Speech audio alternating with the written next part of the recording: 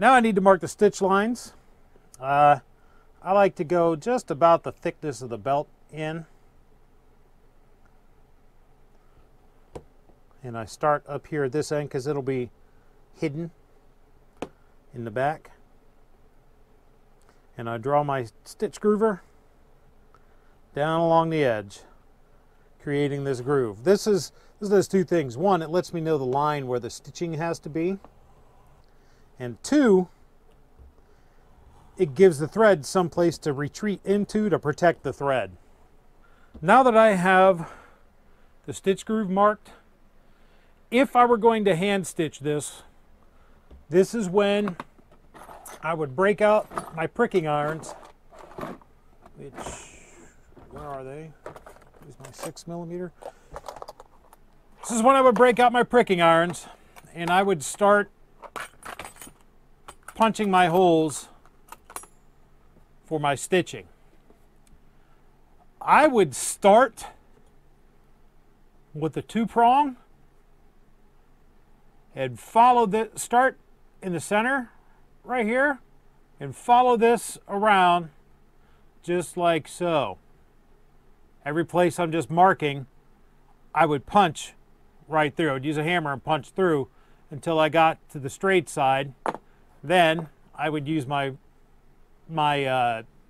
6-prong, and always using the first prong in the last hole, the last punch, start punching like this. You put the first prong in the last hole so you have an even space. But anyhow, I would then go and punch all the way around and then sew this with a saddle stitch. Pay careful attention up here at the tip to make sure. Matter of fact, I would start right what I'm doing right now, marking from the tip down like that to either side, just to make sure you got that even, and then go back down. But I'm not going to do that. I have a machine, I have a Tippmann Boss, and I'm going to sew it like that with the machine because this will take me about 4 hours to do by hand. I'm not going to do that. So I'm going to set up my machine and we'll be back and I'll show you what that's like. So now I'm going to go ahead and put her in my Tippmann Boss and start sewing this by machine because, yeah, I'm not doing all this by hand. The Boss is a hand-operated machine. You pull the lever down, needle goes in, pull it up, needle goes up. And when you on the downstroke, it advances the leather. It's called a walking foot design. It's kind of neat. Saves a lot of aggravation for stitching by hand. So I've started it off, done a couple stitches there.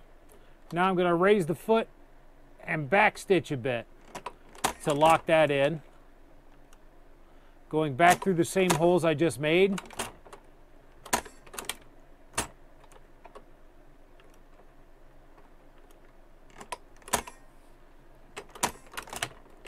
Now I'll just sew on around the entire thing, making sure to keep my needle within the stitch groove.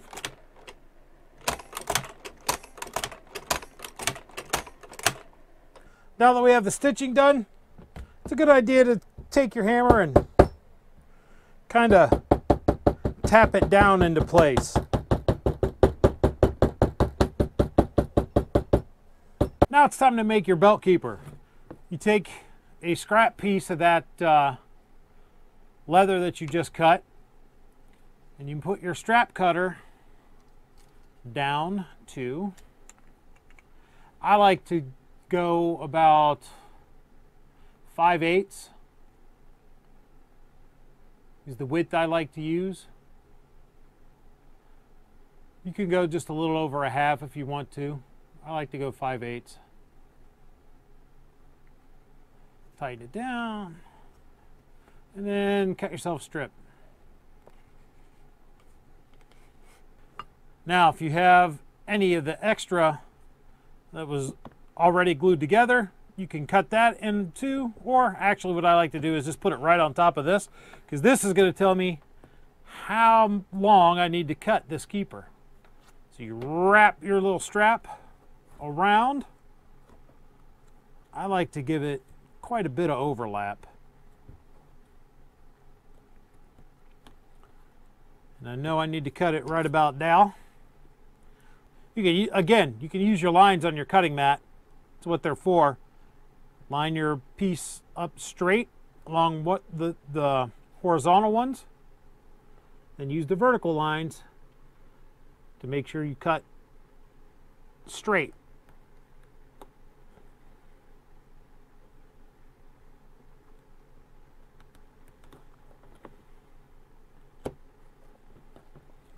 So this is going to be our strap keeper, or belt keeper. Let's bring this back out. So we're going to have to make a couple marks here. Fold this back over where you want it to overlap.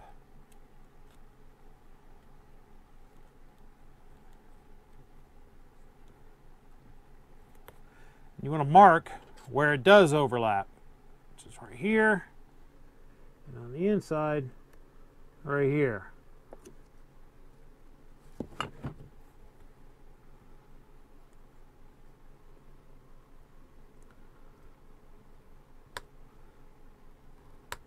So now, I pretty much have to thin this out. I'm going to take this mark and transfer it to the inside.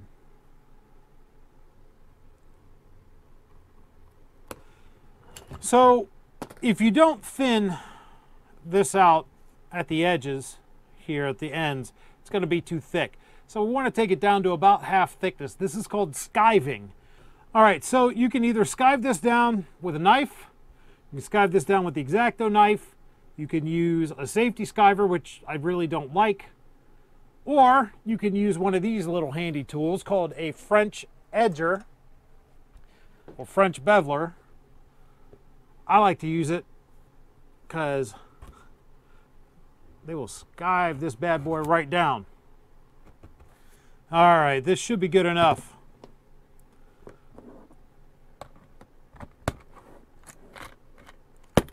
Now there are a couple ways you can finish this. Fold it over, punch some holes, stitch it. Or really, punch some holes, then fold it over, transfer your marks through,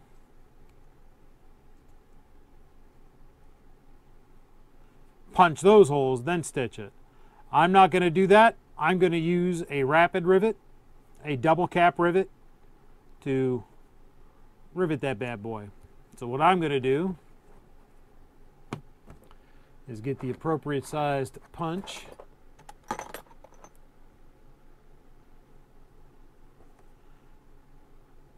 Figure out where I want my hole, and then punch a hole.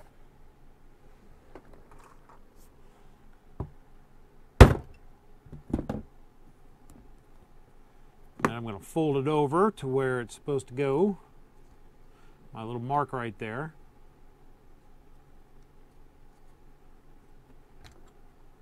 Mark where that hole is.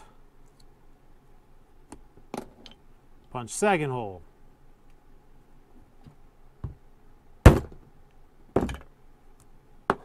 Now, I'm going to go to my arbor press and set the Rapid Rivet. You don't need an arbor press to do it. All you really need is a hammer. Matter of fact, I'm just going to show you how to do that with a hammer here right quick, because you probably don't have an arbor press. So let me go get a rivet. So to use these rivets, the way it works is you have the male post and the female cap. The two go together and you squish it down to fasten it. So you put your keeper together like so. Put the male post through both sides. You're going to want to kick it out a little bit.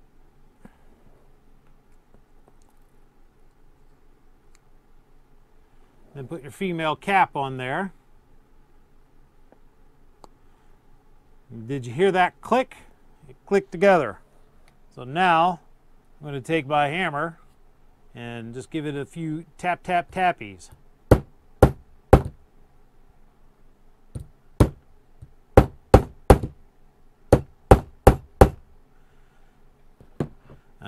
I put my tapping on the inside so that that's what people won't see. Now I can straighten this back out. And here's my keeper. I can go ahead and slick these edges too if I want to, which I really should have done before I put them together, but I got ahead of myself. Go figure. So now that I have the keeper done, it's time to just assemble the belt. For that, I'm going to need some Chicago screws and a screwdriver and my buckle.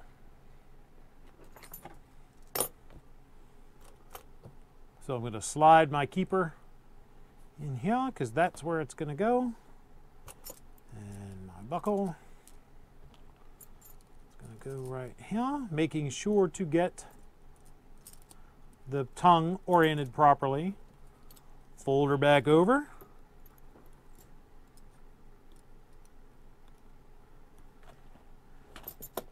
Get the proper length Chicago screw.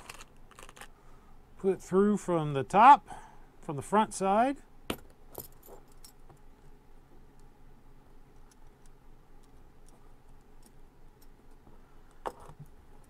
Put her through to the bottom.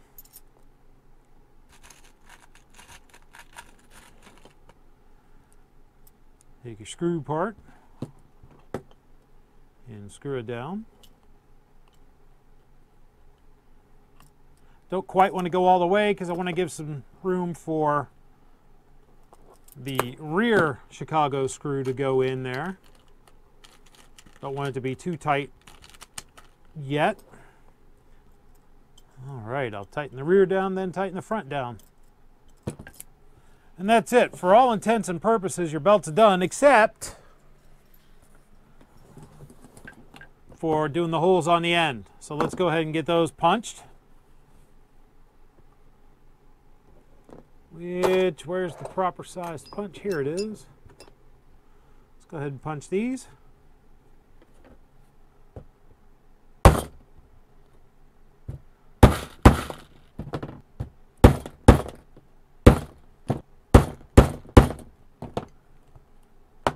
So now, for all intents and purposes, your belt is done.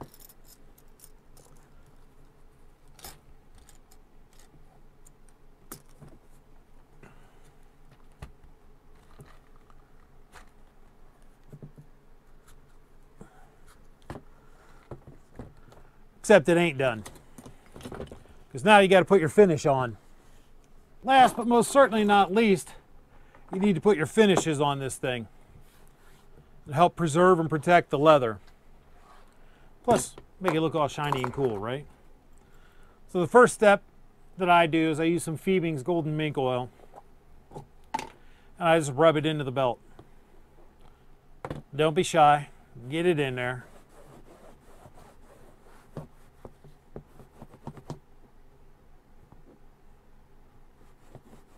Does a couple things. A, as I said, it protects the leather, conditions it. B, if you didn't use pre-dyed leather like this, if you use natural leather that you had to dye, this will help get some of the excess dye off, and it'll also help protect you from the dye coming off your belt and into your clothes. If you want to, in this slot, you could take a tool and stick in there and kind of slick those edges too. Once I have this all rubbed in and manipulated into here, then I'm going to move on to the next step. The next thing I'm going to do is use some Acrylic Resolene. This is Skiving's Neutral Resolene. This is what I'm going to use on it. I apply this with a dauber on both sides, Well, first I do one side.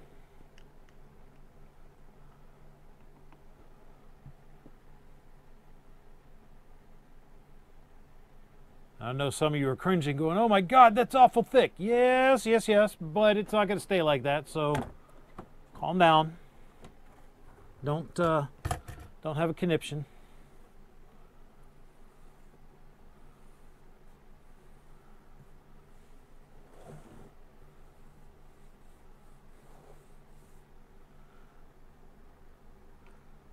I'm sure there's someone out there that's going to say, hey, this is a better way to do that. And you're welcome to leave that comment, because I absolutely don't know everything. There's a reason I stop and start every single one of my videos with maybe we'll learn something together. Because I know full well I don't know it all. I'm not an expert. This is not the way to do this. This is just the way I do this, right? So then I take a sponge and I kind of sponge off the excess.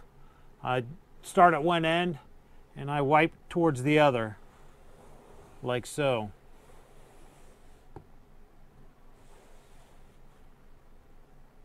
Then I'll do that one more time until I'm not getting all the nasties on it.